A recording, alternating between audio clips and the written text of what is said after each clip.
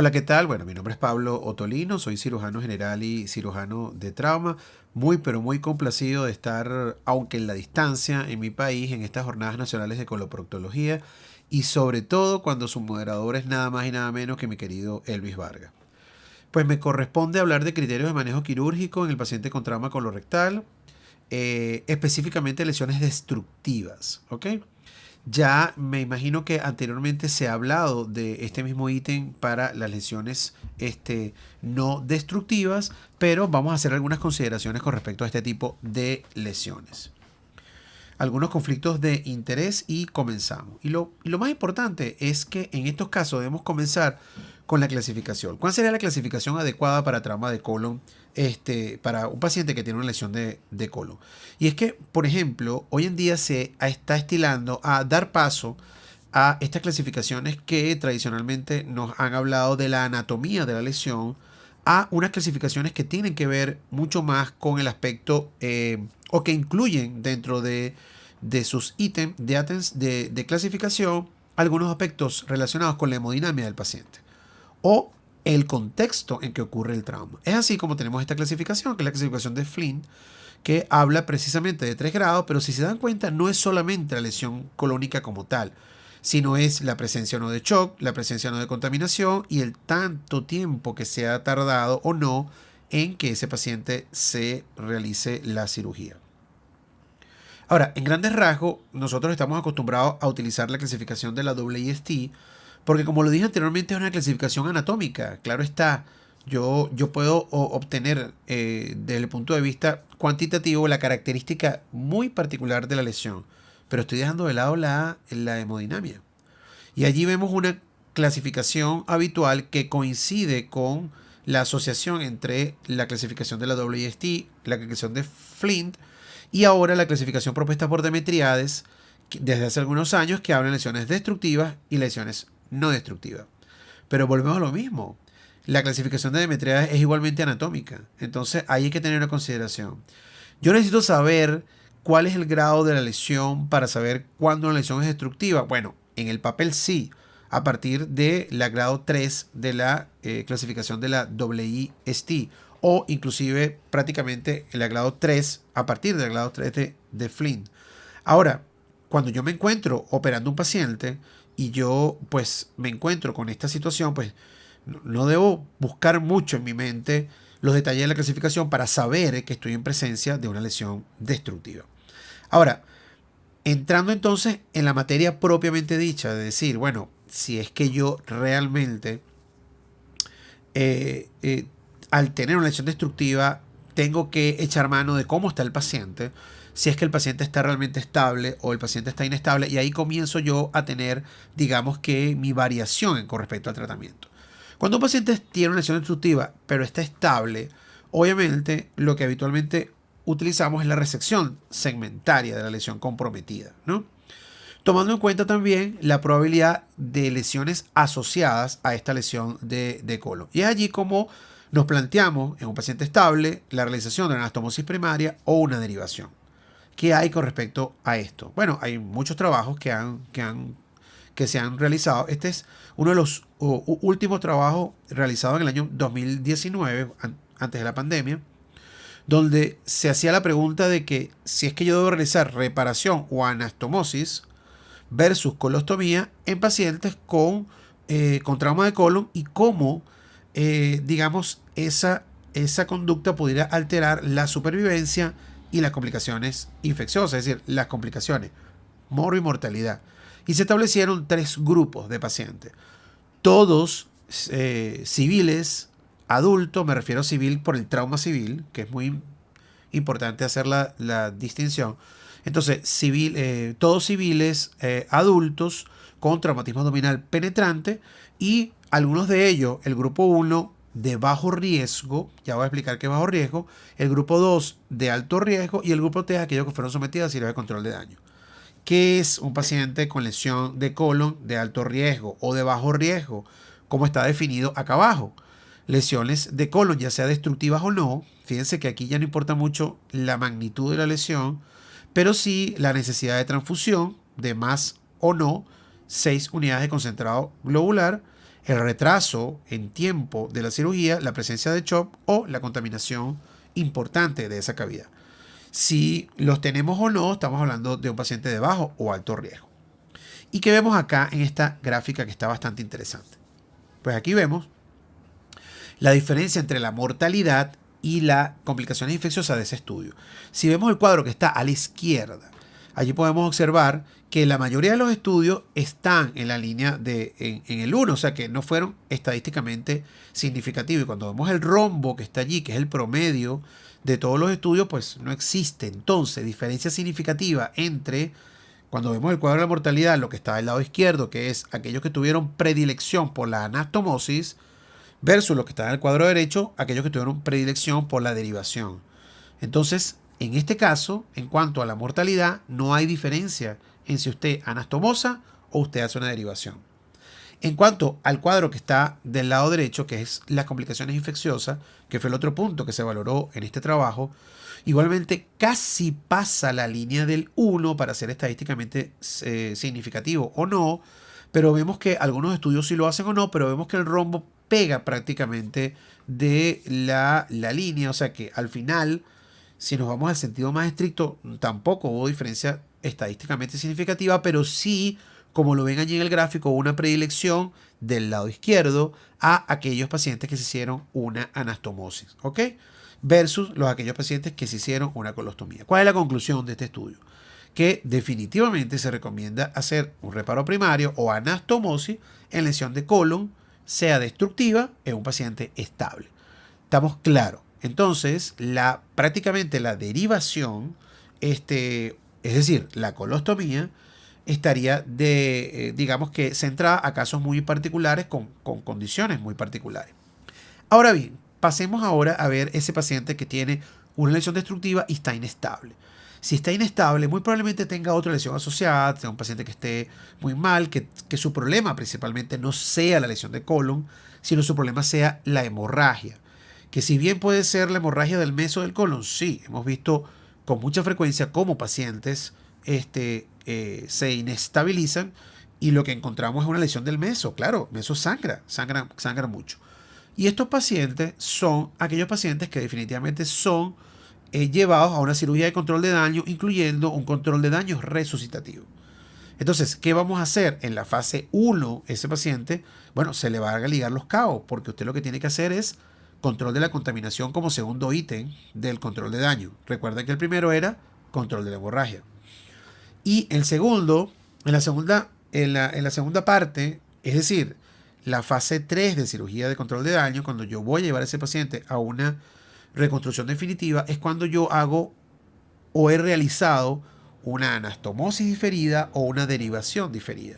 Y yo quiero aclarar este término acá, que lo voy a desarrollar por un trabajo que publicaron el doctor Carlos Ordóñez y su equipo en Cali, donde hablaban precisamente de la anastomosis o derivación o colostomía diferida, que es la que yo no hago en fase 1. Yo en fase 1 ligo los cabos y luego he hecho la anastomosis o la derivación, vale la redundancia, la colostomía, en diferido. Es decir, en este momento de la estrategia de control de daño. Y veamos qué hay escrito con respecto a esto. Bueno, aquí está. Este estudio, que incluye varios especialistas de Pensilvania, Michigan, etcétera, donde evaluaron 61 pacientes con trauma de colon sometidos a cirugía de control de daño, hicieron 28 anastomosis y 33 colostomías. Fíjense cómo para ese momento, estamos hablando del año 2013, había más predilección a hacer una colostomía en un paciente que una anastomosis. Pues, ¿cuál fue el resultado? No hubo diferencia en la mortalidad, en la estancia hospitalaria y en la tasa de cierre de la fascia. Es decir, no hubo diferencia estadísticamente significativa entre hacer una anastomosis o hacer una colostomía. Y de hecho, la recomendación para ello, de acuerdo a todo el perfil de seguridad, etcétera, que definitivamente, de una manera correcta, debería ser más beneficioso para el paciente que nosotros realizáramos una anastomosis en vez de una colostomía. Y me voy a referir a este estudio que es muy poderoso, muy importante. Este estudio realizado por el doctor Carlos Ordóñez y el grupo de Cali, del cual me refería anteriormente, y precisamente se basa en la cirugía de control de daño en lesiones combinadas de intestino delgado, tanto de colon como de asa delgada, penetrante y si es que la colostomía tendría algún tipo de valor. Ellos estudiaron 95 pacientes. Ahí está. Hicieron el 51% cirugía de control de daño, 48% lo hicieron en la laparotomía definitiva. Y fíjense esto, la laparotomía definitiva, hubo pacientes que se realizó la anastomosis primaria, pero hubo una pequeña cantidad de pacientes, específicamente el 10%, que se realizó colostomía. O sea que ya de por sí se está haciendo, pues de forma con mucha más predilección, haciendo anastomosis primaria que colostomía. Pero lo que llama la atención es en el paciente con control de daño, que de paso fueron la mayoría de los pacientes que ellos tuvieron, allí también utilizaron pocas ostomías, menos del 10%. Aún en esos pacientes utilizaron menos derivaciones que en los pacientes con la laparotomía definitiva, siendo en el 91.8% de los casos la anastomosis diferida la mejor opción.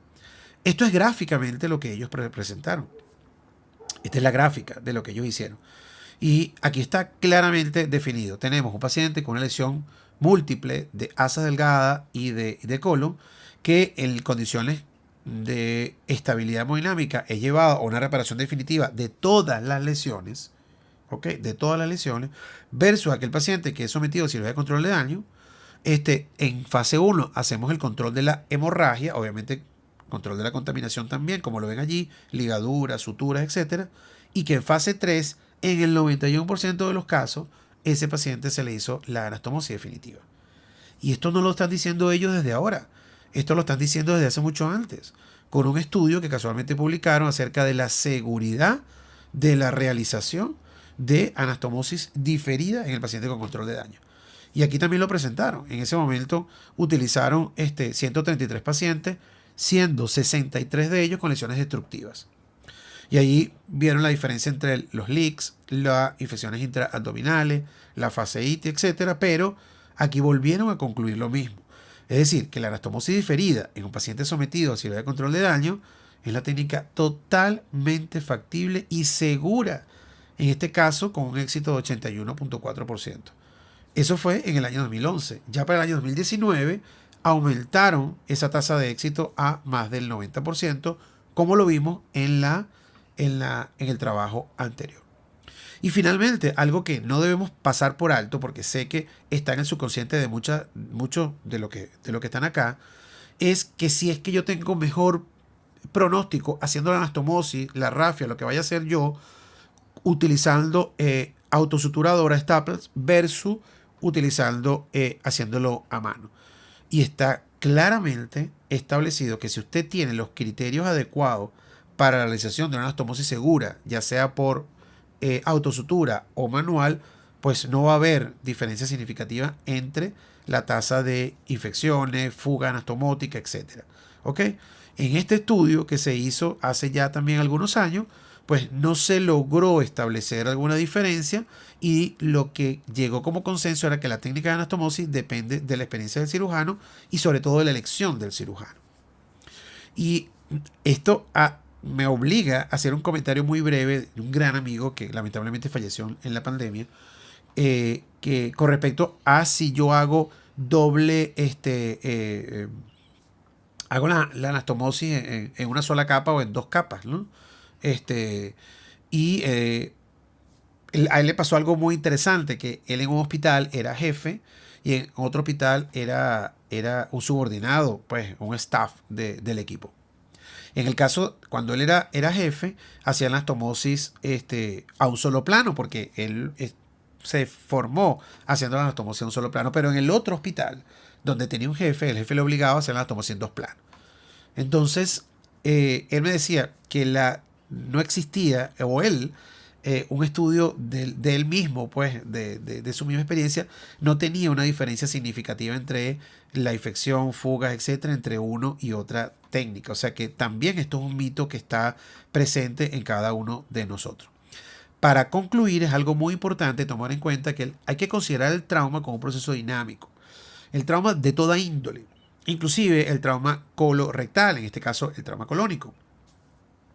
¿Por qué? Porque va a depender de la estabilidad del paciente, de la condición del paciente, que yo vaya a decidir una u otra estrategia. Lo principal siempre en estos pacientes, sobre todo con lesiones destructivas e inestables, es el control de la hemorragia. Eso es lo prioritario de este paciente. La lesión de colon pasa a segundo plano, pero definitivamente, ¿por qué? Porque tengo que tener paciente primero para yo decidir qué es lo que voy a hacer con el mismo. Luego, consideremos siempre la derivación o la colostomía en casos muy seleccionados. Habrá casos en los que usted diga, sí, este paciente le voy a hacer una colostomía o no. Va a depender de muchas particularidades, pero lo que se estila hoy en día es que se utilicen menos derivaciones. Y quiero hacer otro inciso, otro cuento. El Papa, y siempre hago este cuento cuando hablo de trauma de colon, el Papa en el año 2000, en el año 1980, sufrió un atentado en el Vaticano. De los Vaticanos, el Hospital Gemelli, que es el hospital que sirve a todo el Vaticano, son 10 minutos y con el Papa herido se podrán imaginar que menos de 5 minutos. Cuando el Papa llega, tiene una lesión de colon grado 2, ni siquiera una lesión destructiva. Era una lesión con orificio de entrada y salida en el colon. Y el cirujano que estaba operando lo que le hizo, una colostomía. ¿Por qué? Bueno, porque era el Papa. Porque si se imaginan que el Papa se fugara, esa anastomosis. Si es que hubiese hecho una anastomosis, este tipo no entra al cielo. Entonces, definitivamente hay que tener mucho cuidado con el contexto del paciente. Afortunadamente, el Papa se le hizo una restitución pronta. Y bueno, pues no hubo ninguna complicación. Pero pendiente, solo si casos seleccionados y bueno, y dependiendo del juicio del cirujano. Definitivamente la anastomosis diferida en cirugía de control de daño es una opción completamente razonable. No se preocupe que en fase 3, si ese paciente, eso sí, si ese paciente ha sido adecuadamente reanimado, si ese paciente no tiene ninguna otra, digamos que alteración importante, una lesión destructiva de la pared abdominal, cualquier otra cosa que usted considere, siempre es preferible hacer la anastomosis. Y finalmente, lo que vimos anterior, lo que dijimos antes, la anastomosis con sutura manual o sutura con grapa va a depender definitivamente de la experiencia del cirujano y no existe alguna diferencia entre una y otra. Bueno, quisiera agradecer profundamente la invitación a esta jornada. Espero que haya sido esta breve charla porque así me lo pidieron de interés y bueno, muchísimas gracias nuevamente. Hasta luego.